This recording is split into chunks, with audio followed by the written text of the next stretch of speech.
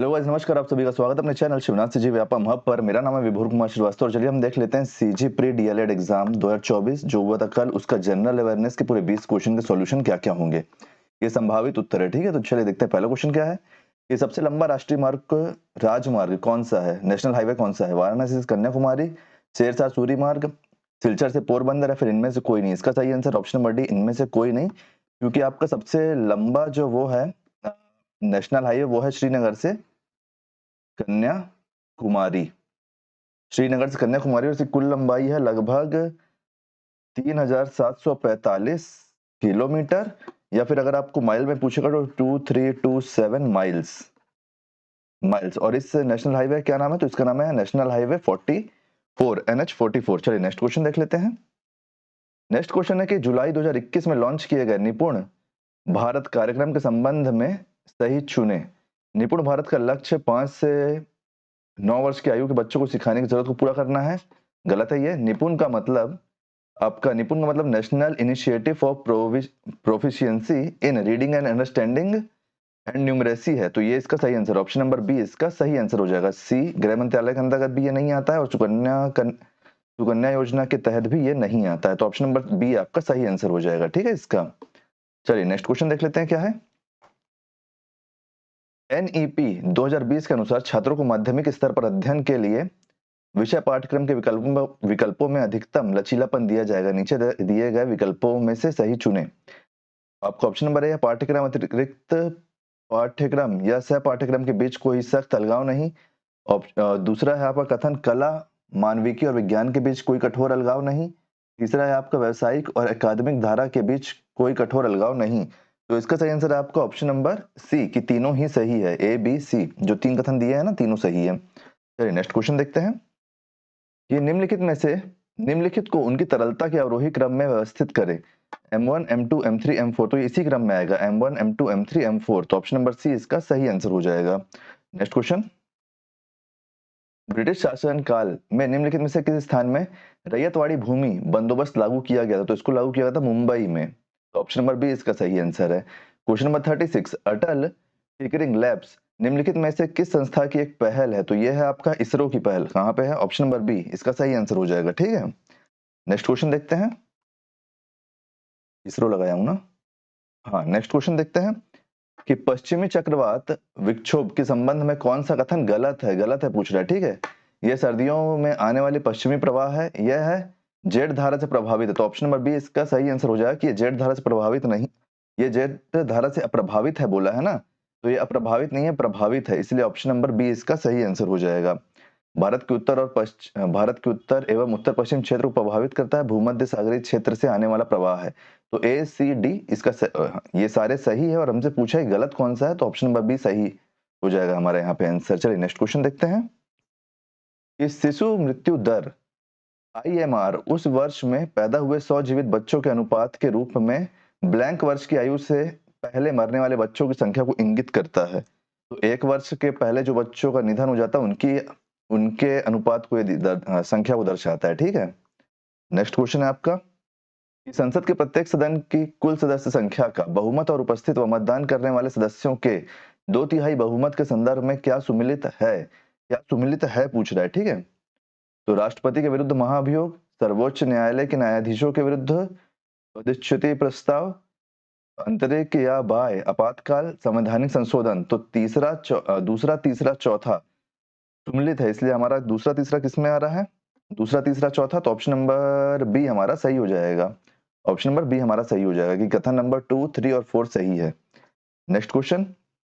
इसरो का मुख्यालय कहाँ स्थित है? तो बेंगलोर में स्थित है, सबको पता है। इसरो का फुल फॉर्म पता है ना? Indian Space Research Organisation. Next question है इनमें से कौन से कारक मानव स्वास्थ्य को प्रभावित करते हैं? मानव स्वास्थ्य को प्रभावित करते हैं बोल रहा है। ठीक है, संक्रमण और आपका मौन उत्परवन, जीवन शैली या फिर अनुवंशिक विकार, तो इसका सही आंसर है आपका ऑप्शन नंबर सी 1, 3 और 4 इसका सही आंसर हो जाएगा, साइलेंट वाला नहीं होगा इसका। ठीक है, 1, 3 और 4 संक्रमण, जीवन शैली और अनुवंशिक विकार इसका सही आंसर हो जाएगा। अनुवंशिक विकार मतलब जो हमको जेनेटिक्स आता है, वो हमारे परिवार से जो हमको मिलती है चीजें, जेनेटिक, चाहे अच्छाई हो चाहे बुराई।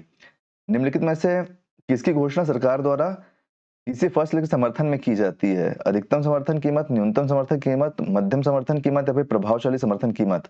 तो इसका सही आंसर ऑप्शन नंबर बी, न्यूनतम समर्थन कीमत या फिर न्यूनतम समर्थन मूल्य भी बोलते हैं इसको, मूल्य भी बोलते हैं इसको। तो जो आपका क्वेश्चन नंबर ये वाला था 41, तो उसमें अनुवांशिक विकार जो होते हैं ना, जैसे कई बीमारी होती है उसको बोलते हैं जीन्स में आ रही, जैसे डायबिटीज, बीपी, उनकी बात हो रही है यहाँ पे, ठीक है। क्वेश्चन नंबर 43 क्या है? निम्नलिखित में से कौन RMSA राष्ट्रीय माध्यमिक शिक्षा अभियान के मुख्य उद्देश्य हैं? यह सुनिश्चित करना कि सभी माध्यमिक विद्यालयों में कम से कम निर्धारित मानकों के अनुसार भौतिक सुविधाएं, कर्मचारी और सामग्री हो। मानदंडों के अनुसार सभी युवाओं के लिए माध्यमिक स्कूली शिक्षा तक पहुंचने में सुधार करना। यह सुनिश्चित करना कि कोई भी बच्चा लिंग, सामाजिक, आर्थिक विकलांगता और अन्य बाधाओं के कारण संतोषजनक गुणवत्ता वाली माध्यमिक शिक्षा से वंचित न रहे। या फिर माध्यमिक विद्यालय के छात्रों में जीवन में सकारात्मक गुणात्मक परिवर्तन लाना। तो बताइए इसमें सही आंसर कौन सा हो जाएगा? इसका सही आंसर ऑप्शन नंबर बी कि चारों ही कथन सही है, 1 2 3 4 चारों कथन सही है। नेक्स्ट क्वेश्चन की आधुनिक आवर्ती साड़ी दी गई थी किसके द्वारा? मेंडलीव के द्वारा। तो ऑप्शन नंबर सी आपका सही आंसर हो जाएगा इसका। नेक्स्ट क्वेश्चन है कि सही क्या है? पहला कथन पहला है, लोकसभा का स्पीकर अविश्वास प्रस्ताव द्वारा पद से हटाया जा सकता है। लोकसभा का स्पीकर एक संकल्प द्वारा हटाया जा सकता है। स्पीकर स्पष्ट बहुमत से हटाया जा सकता है। सदन के तत्कालीन सदस्यों के बहुमत से स्पीकर हटाया जा सकता है। बताइए कौन सा कथन सही है इसमें? तो ऑप्शन नंबर डी इसका सही आंसर है कि 2 और 4 सही है। लोकसभा का स्पीकर एक संकल्प द्वारा हटाया जा सकता है और आपका सदन के तत्कालीन सदस्यों के बहुमत से स्पीकर को हटाया जा सकता है। चलिए नेक्स्ट क्वेश्चन देखते हैं। इसका देख लेना आप 2 और 4। नेक्स्ट क्वेश्चन है, गुप्त वंश के अभिलेखों में प्राप्त उद्रंग शब्द का अर्थ क्या होता है? तो इसका अर्थ होता है कर। कहां पे है? ऑप्शन नंबर बी हमारा सही आंसर हो जाएगा। नेक्स्ट क्वेश्चन, जैन धर्म की मान्यता के अनुसार निम्नलिखित तीर्थंकरों को उनके क्रम में सम्मिलित कीजिए।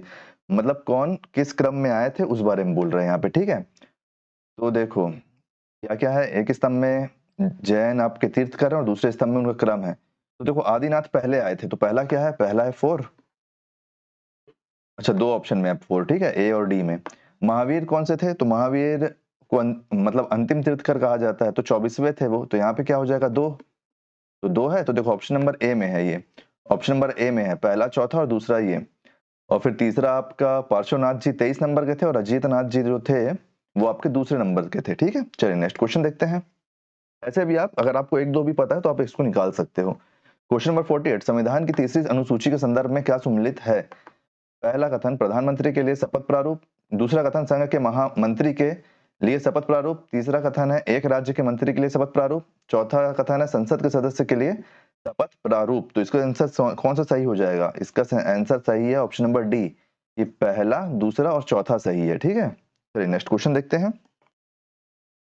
रामप्रसाद बिस्मिल को किस षड्यंत्र के लिए मृत्यु दंड दिया गया था? तो रामप्रसाद बिस्मिल जी को कोकारी कांड के लिए मृत्यु दंड दिया गया था। चलिए नेक्स्ट क्वेश्चन देखते हैं। किस आयोग ने कहा कि इसलिए हम इस निष्कर्ष पर पहुंचते हैं जो इस संबंध में विश्वविद्यालय शिक्षा आयोग के दृष्टिकोण में से भी मेल खाता है कि माध्यमिक शिक्षा की अवधि को 1 वर्ष बढ़ाने और विश्वविद्यालय चरण में 3 वर्षीय डिग्री पाठ्यक्रम की योजना बनाने के लिए वर्तमान इंटरमीडिएट चरण को समाप्त करना वांछनीय है? तो ये कहना था राधाकृष्ण आयोग का। ऑप्शन नंबर सी सही है, विश्वविद्यालय शिक्षा आयोग 1948-1949। तो यहाँ पे हमने 20 क्वेश्चन पूरे देख लिए हैं जीएस के, डीएलएड के। बाकी वीडियो भी एक-एक करके आएंगे, तो चैनल बने रहिए।